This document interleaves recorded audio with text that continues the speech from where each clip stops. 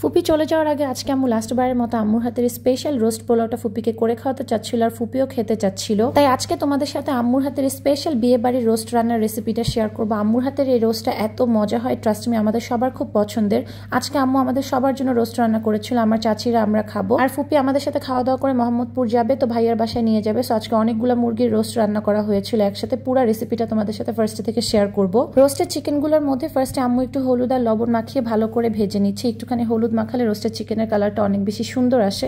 আম্মুর হাতের এই রোস্টটা আমার রমিয়ার এত বেশি পছন্দ ছোটবেলা থেকেই যে কি বলবো। সবগুলো মুরগির পিস খুব ভালো মতো ভেজে নিয়েছে, দেখতেই পাচ্ছ। যতক্ষণ পর্যন্ত এরকম সুন্দর একটা কালার না আসে অতক্ষণ পর্যন্ত ভেজে নিতে হবে ভালো মতো। রোস্ট পোলাওয়ের সাথে আজকে আমার রমিয়া চাইনিজ ভেজিটেবলটাও রান্না করার কথা ছিল, কিন্তু আমি সামেরাকে নিয়ে সকালে স্কুলে গিয়েছিলাম। কথা ছিল যে এসে চাইনিজ ভেজিটেবলটা রান্না করবো, কিন্তু ফুপি ব্রেকফাস্ট করেই তাড়াহুড়া শুরু করে দেয়। ফুপির ভাইয়ার ওখানে একটা ইম্পর্টেন্ট কাজ পড়ে যায়, যার জন্য অনেক তাড়াতাড়ি করে মোহাম্মদপুর যেতে হবে।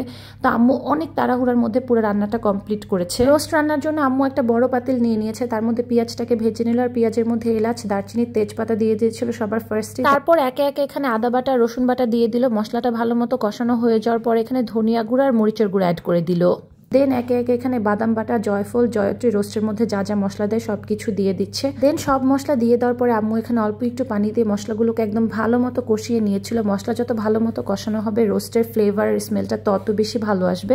মশলা কষানো হয়ে যাওয়ার পরে আম্মু এখানে টক দই অ্যাড করে দিয়েছে। টক দই অ্যাড করার পর 1 কাপ দুধ এখানে অ্যাড করেছে। দুধ অ্যাড করার পর আবার কিছুক্ষণ নাড়াচাড়া করে মশলাটাকে আরেকটু কষিয়ে নিল। এখন মশলা যখন ভালো মতো কষানো হয়ে গিয়েছে, এখন একে একে রোস্টের পিসগুলো সব এই মশলার মধ্যে অ্যাড করে দেওয়া হবে। আমি স্কুল থেকে এসে দেখি যে রোস্ট রান্না অলমোস্ট শেষ আর ফুপিও খুব তাড়াহুড়া করছিলাম। ও তাড়াহুড়ার মধ্যে জাস্ট এখন পোলাওটা রান্না করবে। সো চাইনিজ ভেজিটেবলটা আজকে রান্না করা হয়নি। তো ফুপিকে বললাম যে তুমি আবার ঘুরে আসো, তারপর হচ্ছে গিয়ে তোমাকে চাইনিজ ভেজিটেবল রান্না করে খাওয়াবো। সবগুলো চিকেনের পিস রোস্টের মশলাটার মধ্যে দিয়ে দেওয়ার পর এখন একটু ভালো মতো নাড়াচাড়া করে লাস্টে হচ্ছে ঘি অ্যাড করে দিতে হবে। এখানে তেমন কোনো পানি দেওয়ার প্রয়োজন নেই, বিকজ পানি দিয়ে এটা ওভার কুকড হয়ে যাবে, যেহেতু চিকেনের পিসগুলো আগে থেকে ভাজাই ছিল। দেন আমার চাচি এখানে পোলার চালটা ধুয়ে দিচ্ছিল। আম্মু রান্না করছে, যেহেতু চাচি বললো যে আমি এখানে পোলার চালটা ধুয়ে দিই। ফুপি যেহেতু একটু পরেই চলে যাবে, তাই চাচি শ্রাবণী বাসায় ছিল। এখন হচ্ছে গিয়ে আম্মু পোলাওটা বসিয়ে দিচ্ছিল। আজকে অনেক বেশি করে পোলাও রান্না করবে, যেহেতু ভাইয়ের বাসায় সব খাবার দিয়ে দেওয়া হবে। ওইদিকে আমাদের রোস্ট একদমই ডান, এর মধ্যে আম্মু পোলাওটা বসিয়ে দিয়েছিল। পোলাও রান্না করতে খুব বেশি একটা সময় লাগেনি। ফুপিকে জিজ্ঞেস করছিলাম যে তুমি এখান থেকে খাওয়া দাওয়া করে বের হবে নাকি ভাইয়ের বাসায় গিয়ে একবারে খাবে। তো ফুপি ফার্স্টে বলেছিল যে এখান থেকে খাওয়া দাওয়া করে যাবে না, ওখানে গিয়ে একবারে খাবে। বাট এর মধ্যে ফুপির ক্ষুধা পেয়ে যায়, তারপর হচ্ছে গিয়ে আমরা একসাথে লাঞ্চ করে ফেলি। এই যে রোস্টের কালারটা জাস্ট দেখো, এত সুন্দর একটা কালার আসছে রোস্টের, এত সুন্দর একটা স্মেল আসছিল যে কি বলবো। এখানে আম্মু লাস্টে ঘি অ্যাড করে দিচ্ছে। আমার আম্মুর হাতের এই রোস্টটা অনেক অনেক বেশি মজা হয়। রোস্টে ঘি অ্যাড করার পরে আম্মু এখন পোলাওয়ের উপরেও ঘি অ্যাড করে দিচ্ছে। পোলাও রান্নাও আমাদের একদমই ডান। একদম লাস্টে ঘি অ্যাড করলে অনেক সুন্দর একটা স্মেল আসে যে কোনো খাবার থেকে। রান্না শেষ হওয়ার পরে আম্মু সবার ফার্স্টের খাবারটা ভাইয়ের জন্য বাড়ছিল। সব বাটি বাটি করার পরে একে একে আম্মু ফার্স্ট প্লেটটা ফুপির জন্যই সার্ভ করছিল।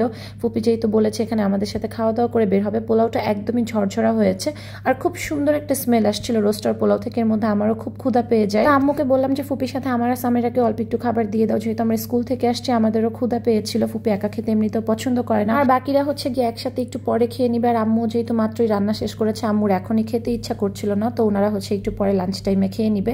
আমি সবার ফার্স্টে খেতে বসেছিলাম। এত মজা হয়েছিল রোস্ট আর পোলাওটা। রোস্টের যে গ্রেভিটা ছিল ওইটা জাস্ট ইয়াম টাইপের ছিল। তারপর আমার দেখা দেখি অমিয়াও খেতে বসে গেল একটু পরে। ও বলছিল যে আমার আর ওয়েট হচ্ছে না, আমিও গরম গরম খেয়ে ফেলবো।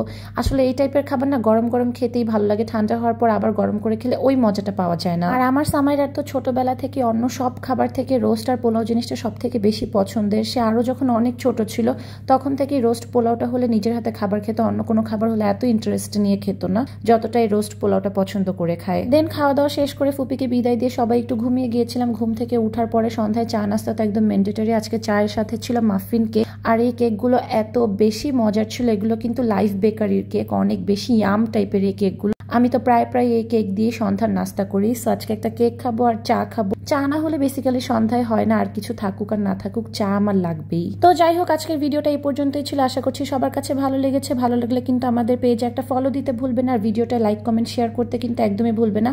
আর আমাদেরকে কমেন্ট করে জানাবে যে আজকে রোস্ট পোলার রেসিপিটা তোমাদের কাছে কেমন লেগেছে আর কে কে আমাদের রেসিপি দেখে বাসায় ট্রাই করেছো।